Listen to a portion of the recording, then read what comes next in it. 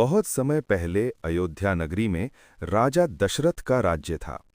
वे बहुत ही न्यायप्रिय और महान राजा थे। उनके 4 पुत्र थे, राम, भरत, लक्ष्मण और शत्रुघ्न। इनमें सबसे बड़े पुत्र थे लॉर्ड रामा। श्री राम बचपन से ही बहुत ही शांत, दयालु और धर्म का पालन करने वाले थे। अयोध्या की प्रजा उन्हें बहुत प्रेम करती थी। समय बीतता गया और एक दिन राजा दशरथ ने सोचा कि अब राम को अयोध्या का राजा बना देना चाहिए। पूरे राज्य में खुशी की लहर दौड़ गई।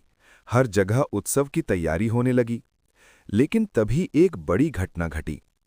राजा दशरथ की रानी कीन कैकई को उनकी दासी मंथरा ने भड़काया। उसने कैकई को याद दिलाया कि राजा ने उन्हें 2 वरदान देने का वचन दिया था। कैकई ने राजा से 2 वरदान मांगे।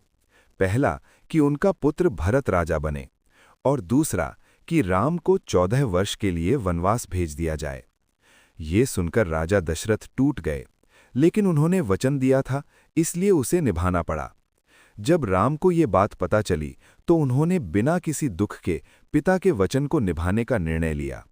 उन्होंने कहा, पिता का वचन ही मेरे लिए सबसे बड़ा धर्म है। उनकी पत्नी सीता और भाई लक्ष्मण भी उनके साथ वनवास जाने के लिए तैयार हो गए। तीनों जंगल में रहने लगे और सादगी से जीवन बिताने लगे।